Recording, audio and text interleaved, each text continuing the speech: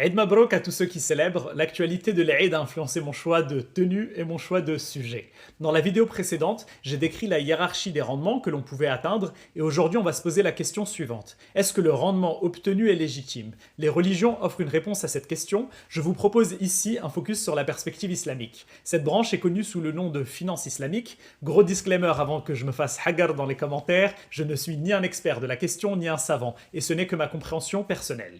Alors, qu'est-ce que la finance islamique? Elle repose sur deux principes. Le premier, c'est l'interdiction de l'intérêt, ou riba en arabe, qui doit être remplacée par ce que l'on appelle une logique de 3P. L'acronyme signifie partage des pertes et des profits. L'argument, c'est qu'on n'est pas censé s'enrichir sans prendre de risques. Cette interdiction est également présente dans le christianisme, même si la doctrine de cette religion a évolué et que désormais seule l'usure qui est définie comme un intérêt excessif est condamnée. Le deuxième principe, c'est l'interdiction de certaines activités considérées comme néfastes. C'est le cas notamment des jeux d'argent ou plus généralement de la spéculation excessive, du secteur de l'armement ou encore de l'alcool.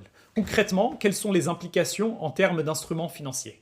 On distingue globalement deux types d'instruments. On a d'un côté les instruments de dette, ce sont des instruments de crédit qui vont te permettre d'obtenir des intérêts sans véritable risque en dehors du risque de défaut de paiement. Et de l'autre côté, on a les actions qui te permettent d'obtenir un rendement variable en fonction de la performance de l'entreprise et avec un risque plus important. La règle générale, c'est plus tu te rapproches des caractéristiques des actions et plus c'est sain. Parce que cet instrument respecte la règle des 3P. Et inversement, plus tu te rapproches de l'instrument de dette, et moins c'est légitime. Mais comme on dit, le shaitan est dans les détails, et on pourrait être plus précis et apporter quelques nuances pour les produits de type crédit.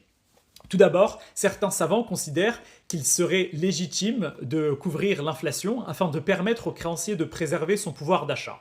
Le créancier ne doit pas s'enrichir, certes, mais inversement, il ne doit pas s'appauvrir. En effet, à l'époque de la révélation coranique, la plupart des transactions et prêts étaient effectués en troc. Les prêts étaient donc souvent remboursés en nature. Si je te prête 100 vaches, tu vas me rendre 100 vaches. Le pouvoir d'achat du prêteur était donc préservé. Le niveau 1 de la hiérarchie des rendements pourrait donc être considéré comme légitime. On pourrait aller plus loin et se demander si le prêteur ne devrait pas faire en sorte de ne pas perdre d'argent à la fin de la période de prêt. Il devrait donc pouvoir également couvrir le risque de défaut de paiement. En France, environ 2% des entreprises font faillite chaque année. Un rendement de 2% en plus de l'inflation pourrait donc être considéré comme légitime pour couvrir ce risque effectif. Mais tout rendement généré au-dessus de ces 2% serait considéré comme usurier et ça correspondrait donc au niveau 3 du framework. Enfin, si tu veux des exemples concrets d'actifs, il existe des listes d'entreprises et d'ETF qui sont considérés comme Sharia compliant que tu peux consulter. Allez, tchuss!